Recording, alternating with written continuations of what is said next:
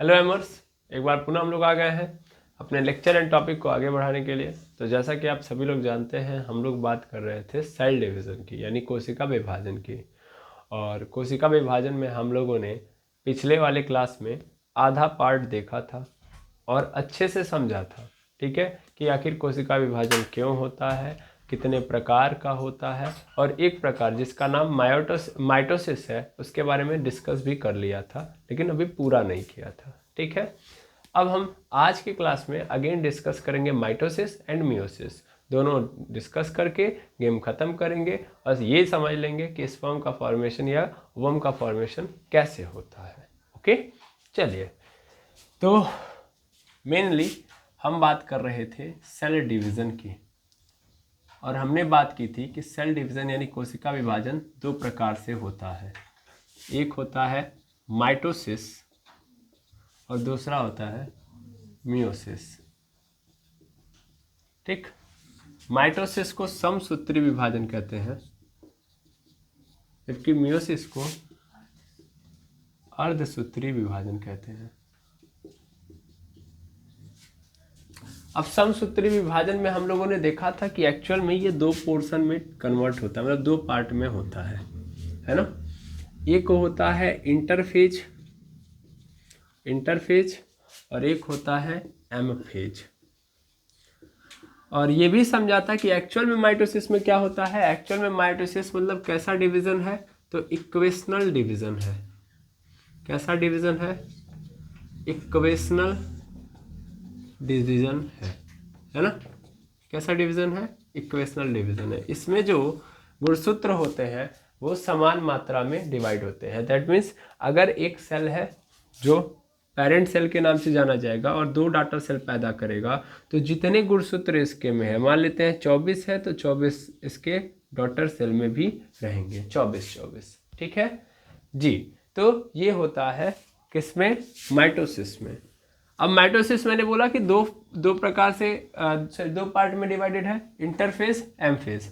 Interphase कितने % time लेता है? मतलब 95% टाइम लेता है, ये मैंने बात की थी। और मेनली इसको प्रिपरेटरी फेज कहते हैं। इसमें जो हमारा सेल है वो प्रिपरेशन करता है क्या करने के लिए? डिवाइड होने के लिए। और एम फेज में एक्चुअल डिवीजन होता है, ठीक है ना। लेकिन ये बहुत कम समय में होता है, यानी 5% टाइम लेता है एम फेज। अगर हम इसकी बात करें तो ये दो पार्ट में डिवाइडेड है। सबसे पहला पार्ट है न्यूक्लियोकाइनेसिस, नहीं कैरियोकाइनेसिस, डायरेक्ट न्यूक्लियो नहीं बोलेंगे, कैरियोकाइनेसिस बोलते हैं, काइनेसिस। और दूसरा होता है साइटोकाइनेसिस। ठीक है, साइटोकाइनेसिस। इसमें क्या होता है? इसमें न्यूक्लियस डिवाइड होता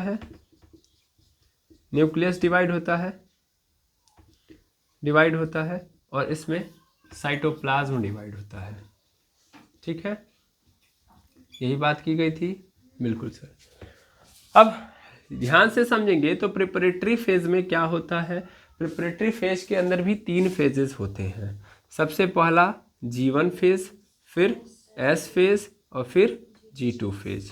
ठीक है, G1 फेज में क्या होता है? तो G1 फेज में मैक्सिमम जो ऑर्गेनल्स है वो डुप्लीकेट होते हैं, है ना। ऑर्गेनल्स डुप्लीकेट होते हैं। डुप्लीकेट मतलब डबलिंग करते हैं, है ना। क्यों डबलिंग करते हैं, समझ में आ रहा है? बिल्कुल। डबलिंग मतलब यहाँ पे डुप्लीकेट का मतलब ये समझिएगा कि एक्चुअल में ये अपने आप को ग्रो करा रहे होते हैं, तुरंत डुप्लीकेट नहीं होते हैं। ठीक है, देखिए हर ऑर्गेनल्स ऐसे ही काम करेगा। मेनली सपोज कर लेता हूँ कि ये क्या है, ये इंडोप्लाज्मिक रेटिकुलम है। तो अगर इसकी साइज इतनी है तो ये अपने आप को इस साइज में लेके आएगा। ठीक है, इस साइज में लेके आएगा।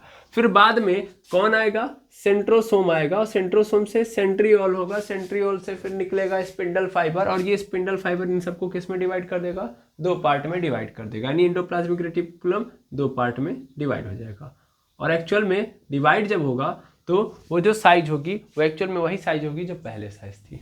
ठीक है ना, ये बात याद रखिएगा। तो ये एक्चुअल में ग्रो करते हैं, तो डुप्लीकेट कर रहा हूं मैं, तो इसका मतलब डबल कर रहे हैं अपनी साइज को। ठीक है, इसके साथ साथ हम लोगों ने बात किया था कि इसमें सबसे इंपॉर्टेंट चीज होता है प्रोटीन। अब प्रोटीन कौन बनाता है? RNA। तो RNA का सिंथेसिस होता है, आरएनए का सिंथेसिस होता है। आरएनए का सिंथेसिस होगा तो प्रोटीन बनेगा, प्रोटीन बनेगा तो फिर एटीपी भी बनेगा, ठीक है ना। ये सब यहाँ पे होते हैं। मेनली इसमें क्या होता है, एस फेज में इंपॉर्टेंट काम होता है। मेनली डीएनए का डुप्लीकेशन स्टार्ट होता है ना। डीएनए का डुप्लीकेशन मेन कौन है, डीएनए ही तो है। डीएनए का डुप्लीकेशन स्टार्ट होता है। हिस्टोन प्रोटीन, डीएनए के अंदर क्या होते हैं, हिस्टोन प्रोटीन का डुप्लीकेशन स्टार्ट होता है, ठीक है। ये हो रहा होता है और जब ये सब बन जाता है तब G2 फेज में कहानी पहुंचती है। G2 फेज में क्या हो रहा होता है, तो बचा कुचा जो ऑर्गेनल्स है वो डुप्लीकेट होता है और कुछ प्रोटीन बनाया जाता है, कुछ एटीपी और बना लिया जाता है, ताकि हम कहाँ पहुँचे, जब यहाँ पे पहुँचे तो हमें एनर्जी की ज़रूरत ना पड़े, एनर्जी हमारे पास पहले से मौजूद हो, ठीक है। ये हो रहा होता है, ठीक है। ये आप समझ गए होंगे, बिल्कुल। अब जब हम ये पूरा काम कर लेते हैं, 95% टाइम लगाते हैं हम ये करने में, है ना। 95% टाइम हम लगाते हैं सिर्फ इतना काम करने में। उसके बाद जब हम कैरियोकाइनेसिस में पहुंचते हैं तो कैरियोकाइनेसिस में आपको नजर आएंगे 4 फेजेस। कितने फेजेस, 4 फेजेस। कौन कौन से, PM80 याद रखेंगे, PM80, प्रोफेज, प्रोफेज, फिर मेटाफेज, एनाफेज एंड टेलोफेज, ठीक है। ये 4 फेजेस हैं। इन 4 फेजेस के थ्रू जो हमारा न्यूक्लियस है वो क्या होता है, ब्रेक डाउन हो जाता है। यानी न्यूक्लियस जो है, ये रहा न्यूक्लियस अपना, ये न्यूक्लियस 4 फेज के बाद क्या हो जाएगा, ब्रेक डाउन हो जाएगा, टूट जाएगा। यानी 4 फेज के बाद, लेकिन ठीक है, 4 फेज के बाद न्यूक्लियस क्या हो जाएगा, ब्रेक डाउन हो जाएगा, 2 न्यूक्लियस बन जाएंगे। मेनली ये चारों के चारों फेज में मेनली होगा क्या, तो न्यूक्लियस के अंदर जो चीज़ें हैं उन सबको क्या किया जाएगा, डुप्लीकेट किया जाएगा। और मेनली न्यूक्लियस के अंदर सबसे इंपॉर्टेंट चीज़ क्या है, क्रोमोजोम है। कौन है, क्रोमोजोम्स हैं। तो इन क्रोमोजोम्स को क्या किया जाएगा, डबल कर दिया जाएगा, ठीक है। जबकि साइटोकाइनेसिस क्या होगा, साइटोकाइनेसिस तो सर एकदम लास्ट वाला स्टेज है, इसमें तो 1 सेकंड का खेल होगा, गेम ओवर, ठीक है। अगर मैं इस पूरे को अगर एक फिगर में डाइवर्ट कर दूं या कन्वर्ट कर दूं, फिगर में कन्वर्ट कर देता हूं, एक काम करता हूं, ठीक है। तो एक साइकिल के रूप में ये चीज़ें आपको नज़र आएंगी, ठीक है। मैं अगर इस पूरे को से डिवाइड करूं तो सबसे पहले कौन सा फेज आएगा, सबसे पहले G1 फेज, ठीक है ना। सबसे पहले G1 फेज, फिर S फेज, ठीक है, S फेज, फिर G2 फेज, ठीक है। S फेज क्या बोलते हैं, G1 फेज, S फेज और G2 फेज। उसके बाद फिर तब यहाँ से पूरा का पूरा कैरियोकाइनेसिस होगा। कैरियोकाइनेसिस में आप जानते हो कि टोटल कितने पोर्शन हैं, 4, ठीक है। यहाँ से स्टार्ट होगा पहले प्रोफेज,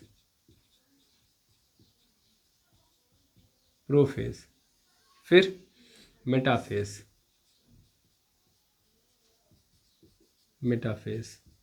ठीक है। फिर उसके बाद स्टार्ट होगा यहाँ पे एनाफेज, ठीक है। मैं ऊपर तो लिख ही नहीं सकता, इससे बढ़िया इसी को ऐसे लिख देता हूँ, मेटाफेज,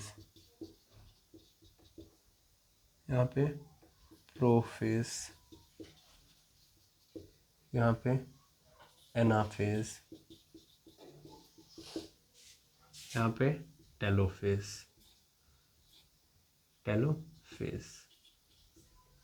ठीक। और यहाँ पे क्या हो जाएगा आपका, साइटोकाइनेसिस, ठीक है। ये पूरा का पूरा क्या है, कैरियोकाइनेसिस है, ठीक है, कैरियोकाइनेसिस।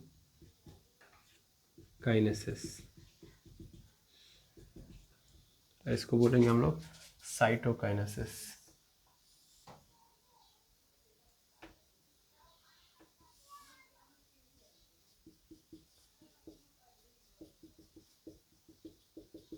ठीक।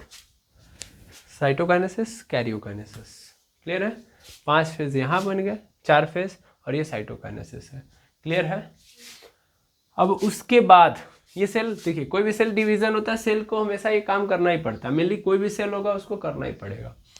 G1 में जाएगा, S में जाएगा, G2 में जाएगा, फिर ये पूरा खेल खेलेगा, खेलने के बाद फिर से अगेन किस में चला जाएगा, G1 में चला जाएगा, फिर S G2, मतलब उसका जीवन भर क्या चलते रहता है, सेल डिवीजन की साइकिल क्या होती है, चलती रहती है। लेकिन कुछ सेल जो होते हैं वो परमानेंट हो जाते हैं। जैसे आप लोगों ने प्लांट के अंदर पढ़े होंगे, दो टाइप के टिश्यू पाए जाते हैं, एक मैस्मेटिक टिश्यू और एक होते हैं परमानेंट टिश्यू।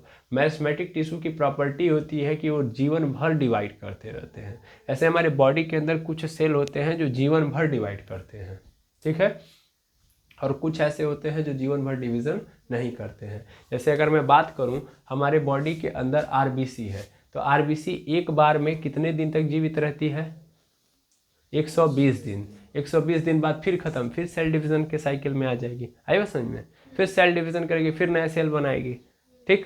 डब्ल्यूबीसी की बात करें तो मैक्सिमम 4 दिन जीवित रहते हैं, तो 4 दिन बाद फिर वो बनाएंगे, समझ आ रहा है, ठीक है। तो उनमें निरंतर बनते रहता है, इधर मरते हैं इधर बनते रहता है, मरते हैं बनते रहता है, मरते हैं बनते रहता है, तो ये कहानी चलती रहती है, समझ में आ रहा है।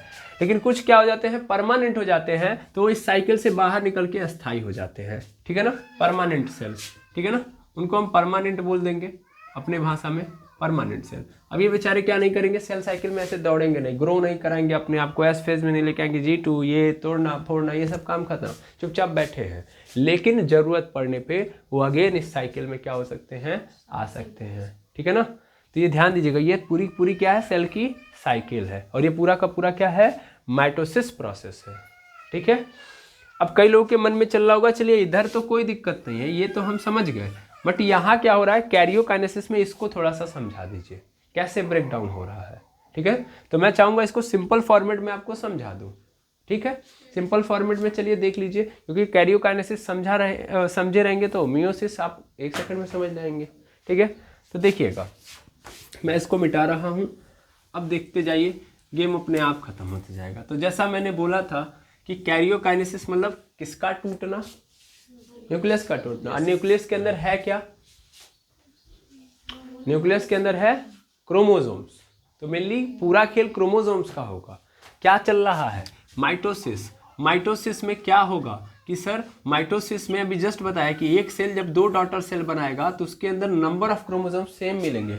अगर इसके अंदर 24 था तो इसके अंदर भी 24, इसके अंदर भी 24 ही मिलेंगे। तो इसका मतलब ये इसने क्या किया होगा, इसने क्या किया होगा, यहाँ पे 24 नहीं, इसने कितना रखा होगा, 48 किया होगा ना, है ना। इसने प्रिपरेटरी फेज के अंदर क्या किया होगा, 48 क्रोमोसोम्स पैदा किए होंगे।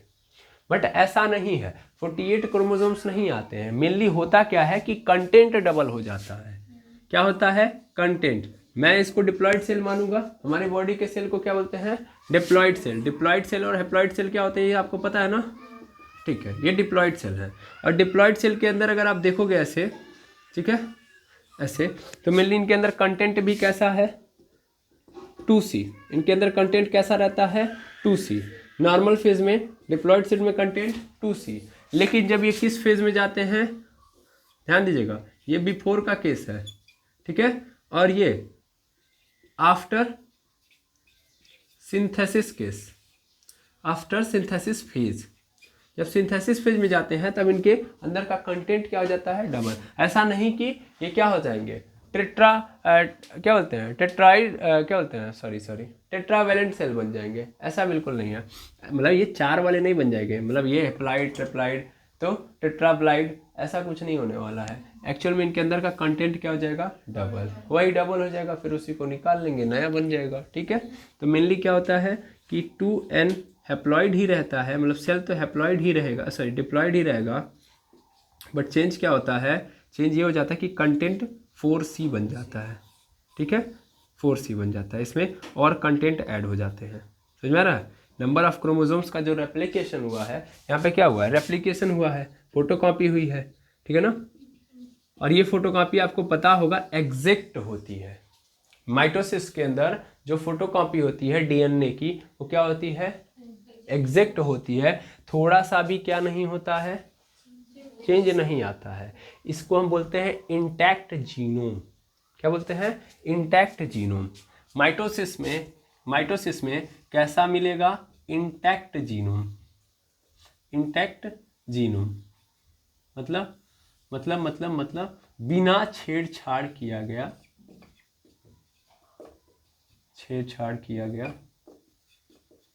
किया हुआ जीन्स। ठीक है, जीन्स मतलब समझ ही रहे हैं, है ना, यानी कैरेक्टर के अंदर कोई भी क्या नहीं होगा, वेरिएशन, चेंज आएगा ही नहीं, छेड़छाड़ हुआ ही नहीं है। छेड़छाड़ का मतलब यहाँ पे यही है, वेरिएशन, तो कोई वेरिएशन नहीं आता है माइटोसिस में। ठीक है ना, यहाँ पे इसको हम इंटैक्ट जीनोम के नाम से जानते हैं। ओके, अब रेप्लिकेशन होगा तो बस क्या होगा कि यहाँ पे 4C कंटेंट क्या हो जाएगा, डबल। ओके, अच्छा, अब मेनली अब हम यहाँ से और कहानी को आगे बढ़ाएं, इस खेल को यहाँ से हटाएं। तो साइकिल तो समझ गए होंगे आप लोग, ये साइकिल चलते रहती है। अब होता क्या है, तो सबसे पहला स्टार्ट होता है हमारे सामने जो प्रोफेज। सबसे पहले हम प्रोफेज देखेंगे। तो प्रोफेज में होता क्या है, देखिएगा, हम ज़्यादा सोचेंगे नहीं, बस 2 सेकंड के अंदर खत्म कर लेंगे। तो प्रोफेज 2 पार्ट में डिवाइडेड है, एक अर्ली और एक लेट। ठीक है ना, अब अर्ली वाले में क्या होता है, मतलब शुरुआती दौर, मतलब जब हमारा सेल जो है जो ही G2 फेज क्रॉस किया और तुरंत पहुंचा है पहले प्रोफेज में। तो प्रोफेज में पहुंचते हुए क्या होता है, तो प्रोफेज में जब पहुंचता है हमारा सेल, तो ये रहा उसका न्यूक्लियस। ठीक है ना, मैं न्यूक्लियस की बात करूंगा फिलहाल में। ठीक है, पहले मैं न्यूक्लियस की बात करूंगा। तो ये न्यूक्लियस है, इस न्यूक्लियस के अंदर, अच्छा एक काम करते हैं, ऐसे रख लेते हैं, ये पूरा का पूरा सेल है, इसमें ये न्यूक्लियस है। इस न्यूक्लियस के अंदर ये जो क्रोमोसोम्स हैं वो अभी सही तरीके से कंडेंस्ड नहीं हुए हैं।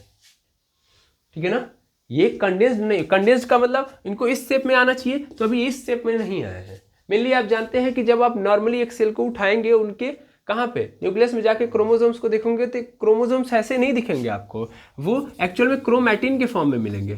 किस फॉर्म में, क्रोमैटिन। ठीक है ना, क्रोमैटिन फॉर्म है। क्रोमैटिन मतलब बिखरे धागे नुमा संरचना आपको देखने के लिए मिलेगी, और इसको हम क्रोमैटिन बोलेंगे। यानी क्रोमोसोम्स ऐसे नहीं, ऐसे तैयार वैयार नहीं रहते हैं। तैयार तो तब होंगे जब उनको क्या करना होगा, सेल डिवीजन करना होगा। तो सेल डिवीजन करने जा रहे हैं, बट एक बैग में नहीं ना तैयार हो जाएंगे। अभी इनको खटखटाया गया है दरवाजा की, बेटा अब आपको क्या होना है, तैयार होना, आपको डिवाइड करना है। रेप्लिकेशन तो हो चुका है, बट डिवाइड करने वाली जो कहानी है वो तब आएगी जब हम लोग जाके इसके दरवाजे पे खटखटाएंगे। इससे पहले तो सिर्फ ये चल रहा था कि हाँ सभी लोग रेप्लिकेशन कर लीजिए। ठीक है ना, तो बाहर बाहर हो रहा था, तो डीएनए क्या बोलते हैं, क्रोमैटिन या क्रोमोसोम्स ने ये सोचा कि यार आराम से करते हैं ना, है ना, जब मेरे पारी आएगी तो मैं स्टार्ट करूंगा। भाई 95% टाइम तो उधर ले लिया, 100 मिनट में अगर एक सेल डिवाइड कर रहा है तो 95 मिनट पहले से बेचारा तैयार रख के क्या करेगा, है कि नहीं है, है कि नहीं है। जब हमारी बारी आएगी तो हम स्टार्ट होंगे। तो ऐसे डीएनए को हम क्या बोलते हैं, टैंगल्ड डीएनए बोलते हैं, टैंगल्ड डीएनए। अच्छा, मैं कई चीज़ें यहाँ पे बोल दे रहा हूँ, डीएनए बोल रहा हूँ, क्रोमैटिन बोल रहा हूँ, क्रोमोसोम्स बोल रहा हूँ, तो कई लोग यहीं से क्या हो जा रहे होंगे, डिस्टर्ब हो जा रहे होंगे। मेनली आपको मैं समझा दूँ कि एक्चुअल में क्रोमैटिन बिखरा हुआ रूप है किसका, क्रोमोसोम्स का। ठीक है, और क्रोमोसोम्स में कुछ और नहीं होता है, ये क्या होता है, इसमें डीएनए ही तो पाया जाता है, डीएनए से ही मिलके क्या बना है, क्रोमोसोम्स बना है। तो क्रोमैटिन, क्रोमोसोम्स और डीएनए बात एक ही है। तो फिर कहेंगे अभी ऊपर इंटैक्ट जीनोम बोल दिए हैं, ऊ का है, तो एक्चुअल में यार ये क्रोमोसोम्स के सेगमेंट को ही हम लोग जीन्स बोलते हैं। यानी जीन्स भी कुछ और नहीं है, ये भी डीएनए से मिलके ही बना है। ठीक है, तो डीएनए से मिलके जीन्स बनेगा, और जीन्स मतलब क्या, टुकड़ा है इसका, किसका, क्रोमोसोम्स का। मेनली आप स्ट्रक्चर देखोगे तो स्ट्रक्चर कैसा होता है, डीएनए का, डीऑक्सीराइबोन्यूक्लिक एसिड, ऐसे होता है कि नहीं होता है। तो ये आप जो देख पा रहे हो यही क्या है, डीएनए है, और इसी डीएनए से क्या बनता है, क्रोमोसोम्स बनता है। ठीक है, ठीक है, ठीक है, क्लियर है, क्लियर है, क्लियर है। और एक टुकड़े को अगर हम पकड़े, एक एक सेगमेंट को पकड़े, तो यही क्या कहलाएगा, जीन्स कहलाएगा। ओके, ठीक है, ठीक है, ठीक है, ठीक ठीक ठीक ठीक। ये क्या है, टैंगल्ड डीएनए है। कैसा डीएनए, टैंगल्ड डीएनए है। शुरुआती दौर में एक चीज़ ये देखने के लिए मिली, और एक चीज़ और देखने के लिए मिलती है कि बगल से आप देखोगे तो कुछ इस तरीके का स्ट्रक्चर आपको देखने के लिए मिलेगा। ठीक है ना, ये क्या है, ये है सेंट्रोसोम, या सेंट्रियोल बोल दो इसको, सेंट्रियोल बोल दो। ठीक है, अब ये क्या कर रहा है, देखा जाता है कि ये किधर की ओर भाग रहा है, इधर की ओर मूव कर रहा है।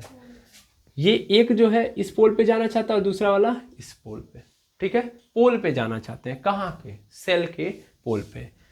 अब जब हम लेट फेज मतलब जब हम ये शुरुआती दौर में हम देखते हैं, जब हम प्रोफेज में एंट्री मारते हैं तो ये देखते हैं कि टैंगल डीएनए नजर आ रहा है और ये जो सेंट्रियोल है वो मूव करना स्टार्ट कर दिए किधर की ओर, ऊपर की ओर, ठीक है। अब अगले केस में क्या होगा, लेट वाले में क्या होगा, तो लेट वाले में जब हम देखेंगे यानी जब ये खत्म हो रहा होगा, प्रोफेज क्या होगा, खत्म, तो प्रोफेज खत्म होते होते हमको ये नजर आएगा कि, ध्यान देंगे लेट वाले में, अभी टैंगल डीएनए हटा देते हैं कुछ देर के लिए, समझ गए होंगे आप, यानी यहाँ पे तैयार नहीं है, ठीक है, टैंगल डीएनए। और लेट वाले में क्या होगा कि ये जो आपको न्यूक्लियोप्लाज्म नजर आ, देखिए न्यूक्लियस के चारों ओर की जो दीवार है उसको क्या बोलते हैं, न्यूक्लियोप्लाज्म, ये गायब होती हुई नजर आएगी, क्या होती हुई नजर आएगी, ये गायब होती हुई नजर आएगी। न्यूक्लियोप्लाज्म नहीं, न्यूक्लियस मेम्ब्रेन, मैं गलत बोल रहा हूँ, न्यूक्लियोप्लाज्म तो अंदर का लिक्विड हो जाएगा, ठीक है ना। ये जो वॉल है इसको क्या बोलते हैं, न्यूक्लियर मेम्ब्रेन बोलते हैं। ये न्यूक्लियर मेम्ब्रेन क्या हो जाएगी, गायब। इसके साथ साथ एंडोप्लाज्मिक रेटिकुलम गायब हो जाएगा, इसके साथ साथ गोल्जी बॉडी भी क्या हो जाएगी, गायब हो जाएगी।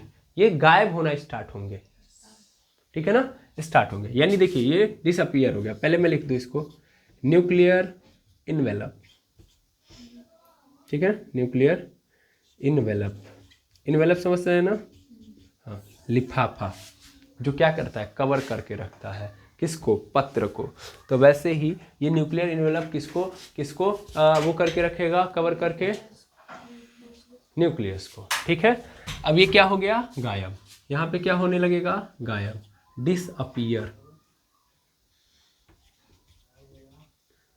डिसअपीयर, ठीक है। इसके साथ साथ endoplasmic reticulum and Golgi body also disappear, ठीक है। ये आपको नजर आएंगे कौन, डिसअपीयर होते हुए, ठीक है। इसके साथ साथ एक और है, एक को और जानते हैं आप लोग, न्यूक्लियस के अंदर एक और चीज पाई जाती है जिसका नाम है न्यूक्लियोलस, है ना, वो भी डिसअपीयर होता हुआ नजर आएगा, न्यूक्लियोलस। तो न्यूक्लियोलस भी क्या होगा, डिसअपीयर होगा। क्या ये बात समझ में आई, हाँ या ना, अब एकदम सटीक सीधा समझेंगे, 2 सेकंड के अंदर खेल खत्म हो जाएगा। S phase, G1 phase, S phase और G2 फेज, कुछ नहीं हुआ, सिर्फ और सिर्फ प्रिपरेशन किया गया। प्रिपरेशन के बाद जो ही हम प्रो फेज में पहुंचे तो देखा कि अंदर का स्ट्रक्चर जो है वो कैसा है, अभी उस तरीके से क्या नहीं है, सुधरा नहीं है, अभी भी डीएनए क्या है, डीकंडेंस्ड है, अभी कंडेंस्ड नहीं हुआ है, अच्छे तरीके से क्या नहीं हुआ है, अपने आप को कपड़ा वपड़ा नहीं पहनाया है, ये तैयार नहीं है डीएनए, ठीक है। ये शुरुआती फेज में, लेकिन जब प्रो फेज खत्म हो रहा होता है तब हमको नजर आता है कि ये क्या होता है, मतलब इसके चारों ओर का जो क्या है, न्यूक्लियस की जो दीवार थी वो क्या हो गई, गायब हो गई। इसके साथ साथ एंडोप्लाज्मिक रेटिकुलम भी गायब हो गया, बहुत कुछ गायब होने लगा। और ये जो सेंट्रियोल है, ठीक है ना, ये कहाँ जाने लगे हैं, पोल्स की ओर जाने लगे हैं। लेकिन अंदर क्या स्टार्ट है, अंदर अब जो है कंडेंसेशन स्टार्ट हो चुकी है, समझ में आ रहा है। ये जो हमारे वहाँ के डीएनए है या जिनको हम क्रोमोसोम्स बोल रहे हैं, क्रोमोसोम्स स्टार्ट होना, कंडेंस होना स्टार्ट कर दिए हैं, ठीक है ना। मैं इनके कंडेंसेशन को ऐसे रिप्रेजेंट कर रहा हूँ, ये सब क्या हो रहे हैं, कंडेंस्ड हो रहे हैं। देखिए इनको कैसा बनना है, ऐसा बनना है, अब ये धीरे धीरे बन रहे हैं, ठीक है। तो ये खेल किस में हुआ है, प्रो फेज में। अब हम चलेंगे नेक्स्ट फेज में। नेक्स्ट फेज का नाम क्या है, मेटाफेज। इसको मिटा दिया जाए, ठीक है। अब मिलनी होता क्या है कि जब आप देखोगे हम लोग लेट प्रोफेज की बात कर रहे थे, तो अभी हम लोगों ने बात की थी, अब फटाफट देखते हैं। ये रहा प्रोफेज में क्या हुआ था, ये गायब हो गया था, ठीक है। और ये क्या हो गया था, जो पहले अनटेंगल्ड था, सॉरी टेंगल्ड था, वो अनटेंगल्ड हो गया था, ठीक है ना, थोड़ा ध्यान दीजिएगा, अनटेंगल्ड हो गया था। और ये जो निकल चुका था तीर से, जो कमान से जो तीर निकला था, कौन निकला था, सेंट्रोसोम, वो एक्चुअल में कहाँ पहुँचने जा रहा है, पोल पे पहुँचेगा। अच्छा, पोल पे जब ये पहुँचेगा मिलनी, तो इसको थोड़ा सा ऑब्जर्व करिएगा, ठीक है ना। ये यहाँ पे भी, अच्छा ठीक है, गोल बना देते हैं, ठीक है, ऐसे करके, ओके। ये एक्चुअल में क्या है, ये सेंट्रियोल है, और सेंट्रियोल में एकदम ऐसे माइक्रो ट्यूब्यूल्स पीछे की ओर निकले होते हैं, जो इसको कहाँ पे कनेक्ट करके रखते हैं, पोल्स पे, ठीक है ना। ये कहाँ पे कनेक्ट करके रखते हैं इसको, पोल्स पे। तो सेंट्रियोल से क्या निकलता है, माइक्रोट्यूब्यूल्स, और इस पूरे को लेके हम बोलते हैं एस्टर, ठीक है, एस्टर, ओके। यानी ये क्या है, एस्टर है। अब ये एस्टर क्या करेंगे, तो ये एस्टर करेंगे स्पिंडल फाइबर निकालेंगे, स्पिंडल फाइबर निकालेंगे, धागा, जिसको हिंदी में बोलते हैं तुर्क धागा निकालेंगे। ये धागा निकल के आएगा किसके पास, क्रोमोसोम्स के पास। क्रोमोसोम्स के पास कहाँ पे, हमने क्रोमोसोम्स में पढ़ा है, क्या पढ़ा है कि ये है क्रोमोसोम, और ये इसका क्या होता है, सेंट्रोमेयर होता है। क्या होता है, सेंट्रोमेयर होता है। सेंट्रोमेयर के अगल बगल प्रोटीन की एक ऐसे एंगल बनी होती है, इसको काइनेटोकोर बोलते हैं। ये काइनेटोकोर कब काम आता है, जब हमको तोड़ना होता है ना। तो मेनली ध्यान से सुन लीजिएगा कि centriole, microtubule plus spindle fibre, यानी पूरे को मिला दीजिए तो इसको क्या बोलते हैं, कि तीनों को लेके माइटोटिक एपार्टस, ठीक है, apparatus, mitotic apparatus. Centriole microtubule के थ्रू पोल पे कनेक्ट होगा और वहां से क्या निकलेगा, स्पिंडल फाइबर। ये एक धागा निकालेगा जो जाके ऐसे स्पाइडरमैन जिसे निकालता है ना, एसएस, है ना, निकलता है जाके ऐसे कनेक्ट हो जाता है आंखों में या कहीं पे, है कि नहीं है। तो वो एक्चुअल में क्या है, स्पिंडल फाइबर है। समझ में आ रहा है, स्पिंडल फाइबर ऐसे ही ऐसे यहाँ पे क्या करेगा, सेंट्रियोल भी ऐसे निकालेगा और सन से जाएगा किसके पास, मान लो ये सेंट्रियोल है, ध्यान देना, ये सेंट्रियोल है, तो सन से निकालेगा और जाके किससे कनेक्ट हो जाएगा, काइनेटोकोर से, और उसके बाद क्या कर लेगा, खींच देगा। समझ में आ रहा है, गुड, वेरी गुड। ये इस आवाज के साथ वहां पे होता है, समझ में आया। तो सेंट्रोमियर काइनेटोकोर यहीं पे कनेक्ट होगा। अब ये तो लेट प्रोफेज की बात थी, थोड़ा सा और आगे बढ़ा देते हैं, बढ़ाया। अब मेटाफेज में क्या होता है कि मेटाफेज के जब मैं यहाँ से निकलूंगा मेटाफेज में पहुंचूंगा, तो मेटाफेज में कुछ ऐसा स्ट्रक्चर नजर आएगा जब मैं पहुंचूंगा, मतलब मैं जो ही कदम रखूंगा मेटाफेज के अंदर, त्यों ही मुझे कुछ ऐसा नज़ारा नजर आएगा कि ये जो सेंट्रियोल है ये पोल पे पहुंच चुके हैं। कहाँ पे पहुंच चुके हैं, पोल पे पहुंच चुके हैं। और यहाँ तक कि हमारा जो ये डीएनए था, या सॉरी क्रोमोसोम्स था, वो धीरे धीरे अच्छी अवस्था में नज़र आ रहा है, ठीक है ना, ऐसी अवस्था में नज़र आ रहा है, ठीक है, ऐसे बस इधर उधर है, ठीक है। जब हम कहाँ पे पहुँच रहे हैं, मेटाफेज में, तो शुरुआती मेटाफेज में ऐसा कुछ स्ट्रक्चर नज़र आता है। और यहाँ से ये क्या करते हैं, सब स्पिंडल फाइबर निकाल देते हैं। क्या करते हैं, स्पिंडल फाइबर निकालता है कौन, सेंट्रियोल, ठीक है ना। अब ये निकालता है तो ऐसा नहीं कि तुरंत खींच लेगा, पहले इनको एक एक पोजीशन पे लेके आता है। अभी भी ये पूर्ण रूप से कंडेंस्ड नहीं हुए हैं, अभी 1 सेकेंड बाद कंडेंस्ड हो जाएंगे।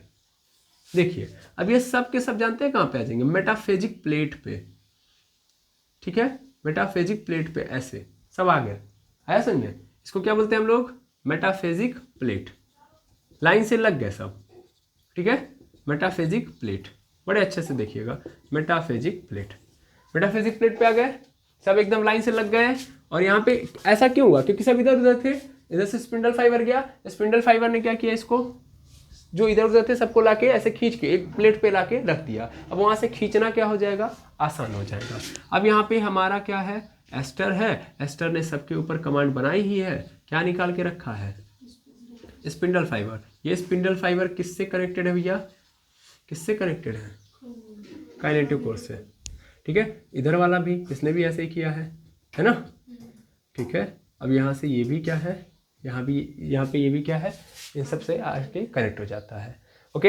अब उसके बाद ये कहानी क्या थी, किसकी थी, मेटाफेज की। मेटाफेज में क्या होता है कि मेनली सब मेटाफेजिक प्लेट पे आ जाते हैं, काइनेटोकोर पे अच्छे से स्पिंडल फाइबर कनेक्ट हो जाता है, और जो कंडीशन यानी जितना तैयारी था, मतलब जो भी कपड़ा लत्ता पहन रहा था कौन, क्रोमोसोम्स, अच्छे से पहन के बाल वाल झाड़ के जेल वेल लगा के अब एकदम तैयार है, फिनिशिंग हो चुकी है, क्लियर है। तैयारी तो यहीं पे हो गई थी, बस हल्का सा जेल लगाना बाकी था, यहाँ पे लग गया, ठीक है ना। और लगा के फिर कहाँ पे आ गया, गाड़ी के पास, ठीक है। तो अब लाइन में लग चुका है, गाड़ी में बैठने वाला है, ठीक है, गाड़ी चलने वाली है यहाँ से। याद रखेंगे कि यहाँ पे इसका कंडेंसेशन कंप्लीट हो गया। कंडेंसेशन स्टार्ट कहाँ पे हुआ था, तो कंप्लीट कहाँ पे हुआ, अरे अभी कुछ देर पहले प्रोफेज में स्टार्ट हुआ, मेटाफेज में खत्म। ठीक है, तो सर इसके आगे एनाफेज और क्या बोलते हैं, एनाफेज और टेलोफेज में तब कुछ रह ही नहीं गया। अरे अभी बहुत कुछ है। अब एनाफेज में जब हम एंट्री मारेंगे एनाफेज में, ठीक है, तो एनाफेज में क्या होता है कि ये माइक्रोट्यूब्यूल जो ही हम पैर रखेंगे तो हमको नज़र क्या आएगा, हमको कुछ ऐसा स्ट्रक्चर नज़र आएगा कि ये जो हमारे माइक्रोट्यूब्यूल्स थे इन लोगों ने इन सबको खींच लिया है। इन लोगों ने इनको क्या कर लिया है, खींच लिया है। क्या कर लिया है, खींच लिया है अपनी ओर, अपनी ओर। ठीक है, अपनी ओर। अब जब ये जा रहे होते हैं तो वी शेप बना के जाते हैं। किस शेप में जा रहे होते हैं, वी शेप में। देखिए जब ये खींचेगा तो ये थोड़ा सा ऐसे झुक जाएंगे, है ना, जब ये खींचेगा अपनी ओर तो ये पूरे पूरे खींच जाएंगे ना, है कि नहीं है, बीच में खींच रहा है ना केवल। थोड़ा सा बनाना थोड़ा सा समस्या हो सकता है, लेकिन हम उस समस्या से अपने आप को बाहर निकालेंगे और बना देंगे। तो ये ऊपर की ओर खींच रहा है ना, और ऐसे ही ये वाला भी ऊपर की ओर खींच रहा है। ठीक है, ऊपर की ओर, तो ये भी ऐसे ही आएगा, है ना।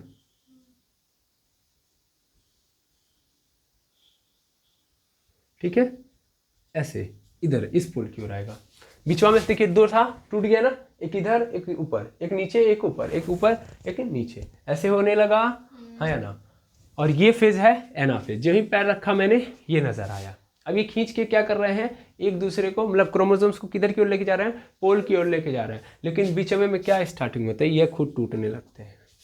समझ में आ रहा है ना, ये जो सेंट्रियोल है वो क्या होना स्टार्ट हो जाता है, टूटना स्टार्ट हो जाता है। ये खुद दो पार्ट में, कौन, जो सेंट्रियोल था, मेनली जो सेंट्रोसोम दो पार्ट है, सेंट्रियोल दो, सॉरी सेंट्रोसोम के दो पार्ट है, एक सेंट्रियोल दूसरा सेंट्रियोल। अब ये सेंट्रियोल ही क्या हो जाएगा, दो पार्ट में टूट जाएगा। ठीक है, हाँ या ना।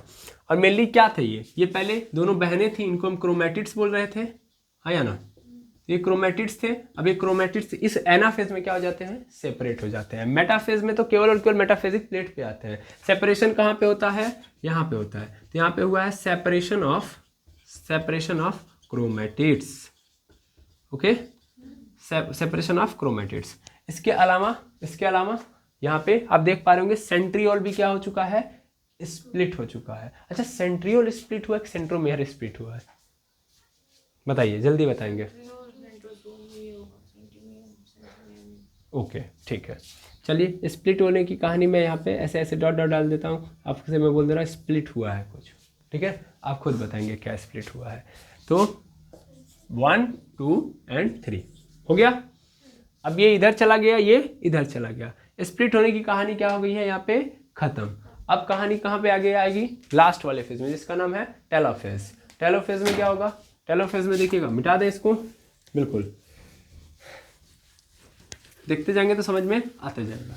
टेलोफेज में क्या होगा, देखिएगा TELOPHASE, स्पेलिंग बोलने की जरूरत नहीं थी।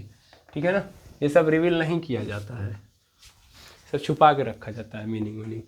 तो टेलोफेज में क्या होता है कि मिली टेलोफेज में जो पहले ये गायब हुआ था, पहले ये तो जो ये खींच रहा था तो ये भाग रहे थे ऊपर की ओर और ये नीचे की ओर, तो ये एक्चुअल में क्या होते हैं, पहुंच जाते हैं ऊपर की ओर। ठीक है ना, ऊपर की ओर क्या हो जाते हैं, पहुंच जाते हैं। ऐसे ये भी ऊपर की ओर नीचे की ओर पहुंच गया। और फिर अगेन कौन आना स्टार्ट हो गया, न्यूक्लियर इनवेलप। जो गायब था पहले वो आना स्टार्ट हो गया। ठीक है ना, यानी न्यूक्लियर इनवेलप अपीयरिंग या अपीयर्स। ठीक है, इसके साथ साथ और कौन गायब था, एंडोप्लाज्मिक रेटिकुलम गायब था, गोल्जी बॉडी गायब था, और इसके साथ साथ और कौन गायब था, न्यूक्लियोलस। ये भी क्या हो गया, आ गया। ठीक है ना, न्यूक्लियोलस भी अपीयर्स। ठीक है, और यहाँ पे ये जो मूव कर रहे थे, मूविंग कंप्लीट हो चुकी है। अब ये इस रूप में आ चुके हैं कि अब ये नया क्या बना सकते हैं, न्यूक्लियस बना सकते हैं। दैट मीन्स ये शुरुआती जो ही पैर रखा तो ऐसे नजर आया, इसके बाद कुछ देर बाद ऐसे नजर आएगा, एक यहाँ पे और फिर से ऐसे ही कहानी। फिर से बेचारे जब हो गया, पहुंच गया अपनी जगह पे, मतलब जो सफ़र करना था डिवीज़न का वो हो चुका, फिर क्रोमोसोम्स घर पे पहुंच चुके हैं, अलग अलग घर हो चुका है उनका। अब वहाँ पे फिर जाएंगे, कपड़ा अपना जो पहने थे नया नया सब निकाल के फिर फेंक देंगे, फिर वही पुराना वाला पहन लेंगे, अपना जीवन फिर से वैसे चलाएंगे। कैसे थे? बिना तैयारी के थे ना। अब घर पे रहेंगे तो कैसे रहेंगे?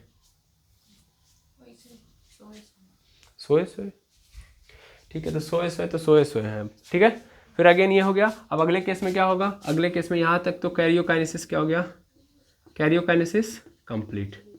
कैरियोकाइनेसिस कंप्लीट हो गया। अब कैरियोकाइनेसिस कंप्लीट तो गेम ओवर। अब क्या बनेगा? साइटोकाइनेसिस। साइटोकाइनेसिस में कुछ नहीं होता है, बीच से क्या आने स्टार्ट हो जाएगा? फरो आएगा। फरो मतलब बिचवा से दबना स्टार्ट हो जाएंगे, यानी कुछ इस तरीके से आपको नजर आएंगे ऐसे। ठीक है ना? फरो का फॉर्मेशन होगा, क्या होगा? Furrow formation. और फरो फॉर्मेशन मतलब यहाँ से ये टूट जाएंगे। ठीक है ना? ये एक न्यूक्लियस, ये दूसरा न्यूक्लियस, यहाँ से टूट जाएंगे और टूट के दो नए सेल बन जाएंगे। ठीक है, टूट के दो नए सेल, ये एक ये दूसरा। ठीक है, क्लियर है? बस ये मूव साइटोकाइनेसिस में इतना ही होता है। आई होप समझ में आ गया होगा। ये तो एनिमल सेल के अंदर ऐसा होता है कि फरो की फॉर्मेशन होती है, लेकिन उसमें ऐसा नहीं होता है। किसमें? फरो की फॉर्मेशन एनिमल में होती है। उसमें क्या आती है? प्लेट्स आती हैं, है ना? वो प्लेट के थ्रू डिवाइड होता है। कहाँ पे?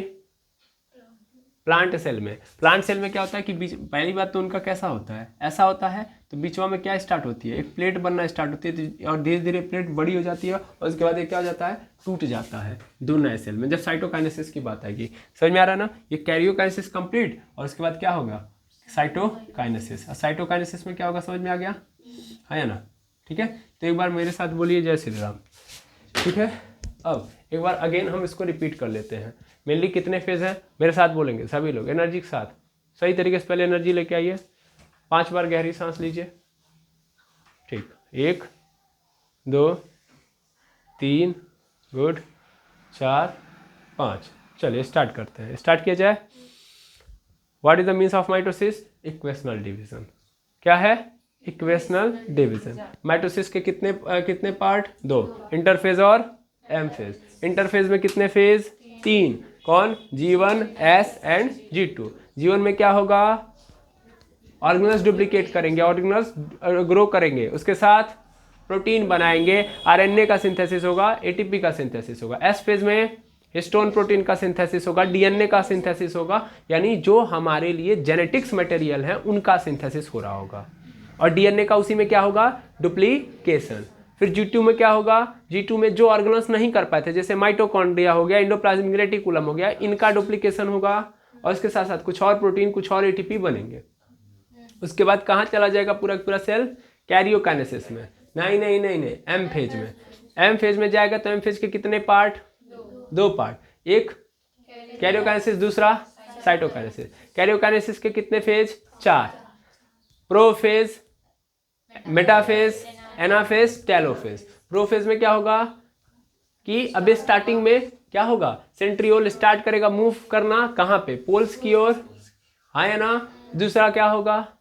जो क्रोमोसोम्स हैं वो स्टार्ट होंगे तैयार होने के लिए, है ना? यानी कंडेंसेशन स्टार्ट होगी उनकी, यस और नो। और जब हम अंत में जाएंगे, यानी प्रोफेज का लेट ऑप्शन देखेंगे, लेट मतलब छोड़ो, जब प्रोफेज खत्म हो रहा होगा तब उस कंडीशन में देखेंगे कि न्यूक्लियस की दीवारें गायब हो रही हैं। न्यूक्लियर इनवेलप गायब, एंडोप्लाज्मिक रेटिकुलम गायब, गोल्गी बॉडी गायब, ये सब गायब हो रही हैं। आइए समझ में? और वो जो मेरा पहले एकदम क्या था, बिखरा हुआ था, क्रोमेटिन के फॉर्म में था क्रोमोसोम्स, वो अब थोड़ा थोड़ा सुधरने लगा है, यानी कंडेंसेशन ठीक ठाक चलने लगा है। और सेंट्रियोल कहाँ पहुंच चुके हैं?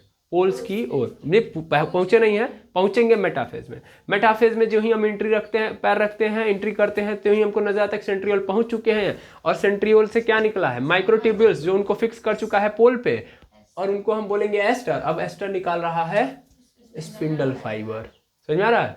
Spindle fibre, spindle fibre, microtubules and centriole, तीनों को मिला के क्या बोलेंगे? Mitotic apparatus. Mitotic apparatus. ये जाएगा किस में कनेक्ट होगा? ये जो धागा आपने मारा है वो किस में जाकर कनेक्ट होगा? किससे कनेक्ट होगा? क्रोमोसोम्स के काइनेटोकोर से। काइनेटोकोर से कनेक्ट हो गया। अब उसके बाद क्या होगा? ये खींच के उनको कहाँ लेके आएगा? मेटाफेजिक प्लेट पे।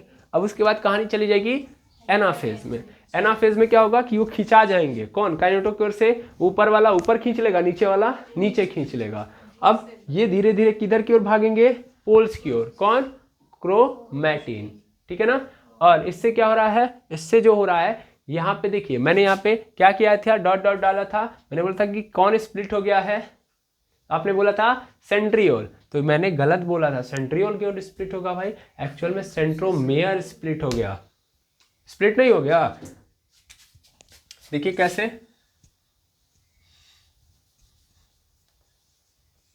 ऐसे था, हाँ या ना, यहाँ पे काइनेटोकोर था, यहाँ पे काइनेटोकोर, तो मैं इधर से खींच रहा हूँ, इधर से खींच रहा हूँ, तो यहाँ से बीच में से तो टूटा है, तो सेंट्रोमियर टूट गया कि नहीं टूट गया, हाँ या ना। यानी क्रोमेटिड्स क्या हो गई हैं, सेपरेट हो गई हैं, और उसके साथ साथ सेंट्रोमेयर भी क्या हो गया, स्प्लिट हो गया।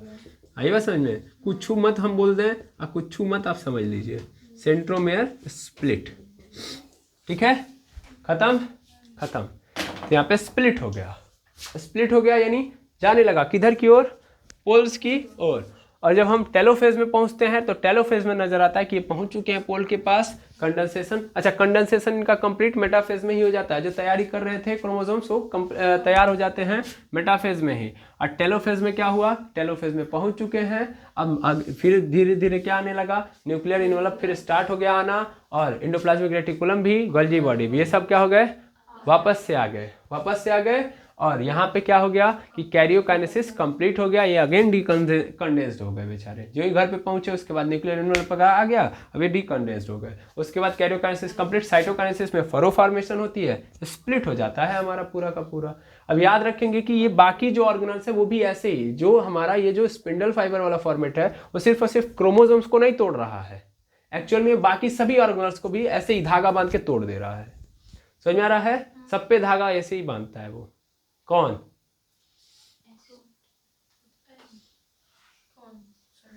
स्पिंडल फाइबर, सेंट्रियोल सबके ऊपर ऐसा अपना स्पिंडल फाइबर का धागा फेंकता है। हम सिर्फ किस पे काम कर रहे हैं, सिर्फ किसको देख रहे हैं, क्रोमोसोम्स को, लेकिन एक्चुअल में उस समय सबके ऊपर धागा बांध के सबको गठिया देता है और लास्ट में तोड़ देता है। आइए समझ में, ये जो यहाँ पे आप देख पा रहे हैं तो एक्चुअल में यहाँ पे दो दो पोर्शन होंगे, एक माइटोकॉन्ड्रिया यहाँ पे है तो एक माइटोकॉन्ड्रिया यहाँ पे है। आइए समझ में, सबका एक साथ पोल पे खींचा गया होगा, एक दो धागा नहीं निकलता है, बहुत ज़्यादा धागे निकलते हैं। सबको पहले गठियाया जाएगा, ऐसे मान लीजिए है, पहले तो ग्रो करा दिया जाएगा, फिर गठिया दिया जाएगा बीच से और तोड़ दिया जाएगा।